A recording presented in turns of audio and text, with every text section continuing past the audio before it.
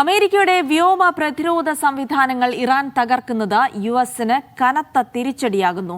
ജോർദാനിലെയും Gulf രാജ്യങ്ങളിലെയും താഡ്, patriot തുടങ്ങിയ missile പ്രതിരോധ സംവിധാനങ്ങൾ ഇറാൻ തകർത്തു. ആയുധ നിർമ്മാണ കമ്പനികളുടെ മേധാവികളുടെ യോഗം ട്രംപ് വിളിച്ചു ചേർത്തു. ആയുധങ്ങളുടെ ഉൽപ്പാദനം 4 ഇരട്ടിയാക്കാൻ തീരുമാനമെടുത്തതായി ട്രംപ് അറിയിച്ചു.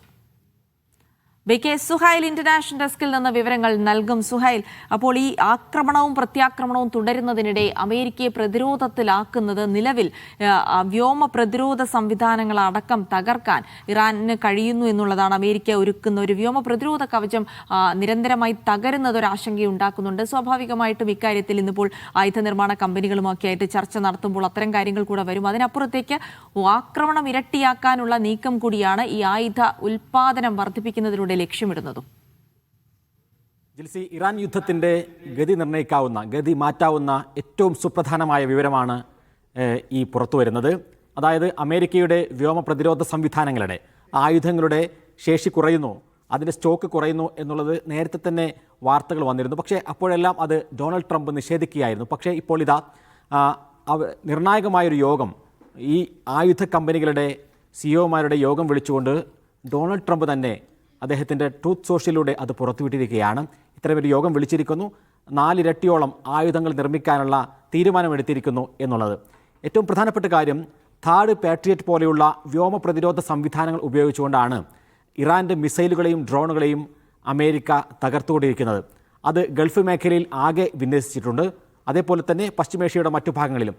അതിലിപ്പോൾ ജോർദാനിൽ ഉള്ള താഡ് എന്ന് പറയുന്ന വ്യോമ പ്രതിരോധ സംവിധാനം പൂർണ്ണമായും ഇറാൻ തകർത്തു എന്നുള്ള വിവരം പുറത്തു വരികയാണ്. ഈ യുദ്ധത്തിലെ അമേരിക്കയ്ക്ക് ഏറ്റവും വലിയ തിരിച്ചടിയാണ് താഡ് എന്ന് പറയുന്ന ഈ വ്യോമ പ്രതിരോധ സംവിധാനം തകർത്തത്. മറ്റു ഗൾഫ് രാഷ്ട്രങ്ങളിലെയും താഡിനെതിരെയും പാട്രിയറ്റിനെതിരെയും ആക്രമണം നടന്നിട്ടുണ്ട്. അത് പക്ഷേ പൂർണ്ണമായും തകർന്നോ എന്നുള്ളതറിയാൻ കുറച്ചുകൂടി സമയമെടുക്കും. ഇപ്പോൾ ജോർദാനിൽ തകർന്നു എന്നുള്ള കാര്യം വരുന്നു.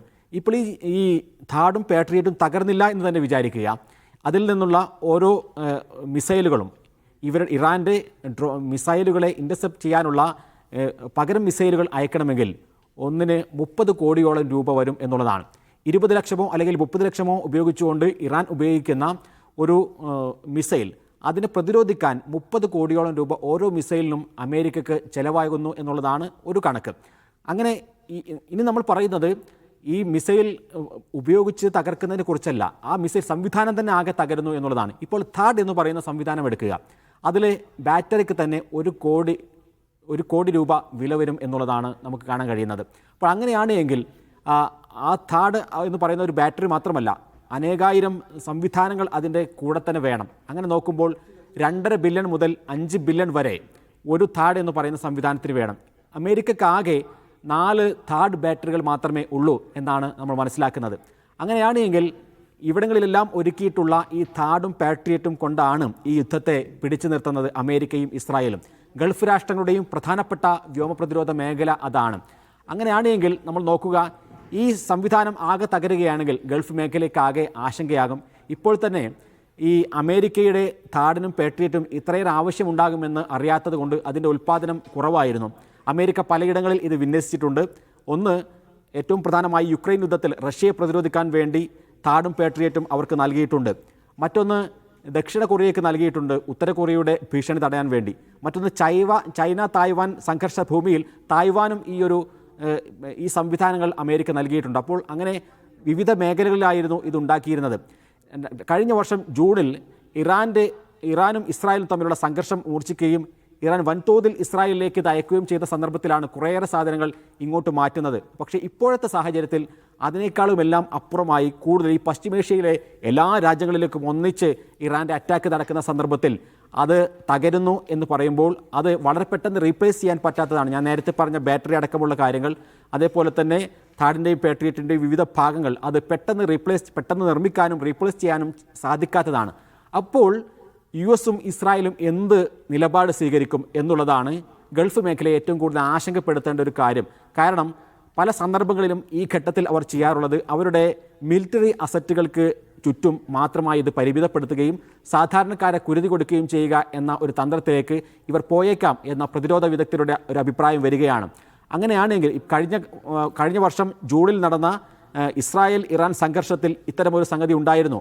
അതുകൊണ്ടാണ് അവസാന ഘട്ടത്തിൽ കൂടുതൽ ഇസ്രായേലുകൾ കൊല്ലപ്പെട്ടത് എന്ന റിപ്പോർട്ടുകൾ കൂടിയുണ്ട്. അതായത് ആദ്യഘട്ടത്തിൽ എല്ലാ പ്രതിരോധിക്കാനുള്ള സംവിധാനങ്ങൾ ഉണ്ടായിരുന്നു. പക്ഷേ ഇതിൻ്റെ സ്റ്റോക്ക് കുറയുന്ന സാഹചര്യത്തിൽ അവർ ഇത് മിലിറ്ററി ബേസുകൾക്ക് നേരെയും ആസ്ഥാനങ്ങൾക്ക് നേരെയും സർക്കാർ ആസ്ഥാനങ്ങൾക്ക് നേരെയും മാത്രമായി പരിമിതപ്പെടുത്തും. അപ്പോൾ സ്വാഭാവികമായും മിസൈലുകൾ ജനവാസ മേഖലകളിൽ പതിക്കും. ഇത്തരമൊരു സംവിധാനത്തിലേക്ക് ഗൾഫ് രാഷ്ട്രങ്ങളടക്കം പോകുമോ എന്നുള്ള ആശങ്ക വളരെ ശക്തമാണ്. ഇപ്പോൾ ഏറ്റവും പ്രധാനമായി ഗൾഫ് രാഷ്ട്രങ്ങളിൽ നിന്ന് വിവിധ പശ്ചിമേഷ്യൻ രാജ്യങ്ങളിൽ നിന്ന് അവരുടെ പൗരന്മാരെ US പൗരന്മാരെ നേരത്തെ അമേരിക്ക പിൻവലിക്കുന്നത് ഇത്തരം സൂചനകൾ കൊണ്ടാണോ എന്നുള്ള സംശയം കൂടി ബലപ്പെടുകയാണ്. ഏതായിരുന്നാലും വളരെ പെട്ടെന്ന് റീപ്ലേസ് ചെയ്യാൻ പറ്റാത്ത വളരെയേറെ നിർമ്മാണ ചെലവുള്ള ഈ സംവിധാനങ്ങൾ തകർന്നു പോകുന്നു എന്ന് പറയുമ്പോൾ അത് അമേരിക്കയ്ക്ക് വലിയ തിരിച്ചടിയാണ്. ഇറാൻ്റെ കയ്യിലാണെങ്കിൽ 3000-ലധികം വരുന്ന മിസൈലുകളുണ്ട്. അതിൽ ചെറിയ ശതമാനം മാത്രമേ തങ്ങൾ ഉപയോഗിച്ചിട്ടുള്ളൂ എന്ന് IRGC പറയുന്നുണ്ട്. അതേപോലെ തന്നെ അതിനേക്കാൾ എത്രയോ 10 മടങ്ങ് ഡ്രോണുകളുണ്ട്. ഷഹീദ് പോലെയൊക്കെയുള്ള ഡ്രോണുകളുണ്ട്. ആ ഡ്രോണുകളും മിസൈലുകളും ഇനി ഉപയോഗിച്ചു തുടങ്ങിയാൽ ഇവരുടെ വ്യോമ പ്രതിരോധ സംവിധാനങ്ങൾ പാളുമോ എന്നുള്ളതാണ് ഏറ്റവും പ്രധാനം. അപ്പോൾ വ്യോമ മേഖലയിലുള്ള യുദ്ധത്തിൽ അമേരിക്ക, ഇസ്രായേൽ എല്ലാം വലിയ തരത്തിലുള്ള മേൽക്കോയ്മ നേടും, അവിടെ അതിജയിക്കും എന്നൊക്കെ നമ്മൾ പറയുമ്പോഴും അത് ഇങ്ങോട്ടിടാനുള്ള ബോംബുകളുടെ കാര്യത്തിൽ മാത്രമാണ്. പ്രതിരോധം കൂടി വളരെ പ്രധാനമായിരിക്കും. ഈ ഭൂഗർഭ മിസൈൽ സിറ്റികളിൽ നിന്നും ഇറാൻ വിക്ഷേപിക്കുന്ന ഈ മിസൈലുകളും അതേപോലെ തന്നെ ഡ്രോണുകളും അത് അമേരിക്കയുടെയും ഇസ്രായേലിൻ്റെയും ഉറക്കം കെടുത്തുമോ? അതിനെ പ്രതിരോധിക്കാൻ ഇപ്പോൾ ഈ ചേർന്നിട്ടുള്ള യോഗത്തിന് സാധിക്കുമോ?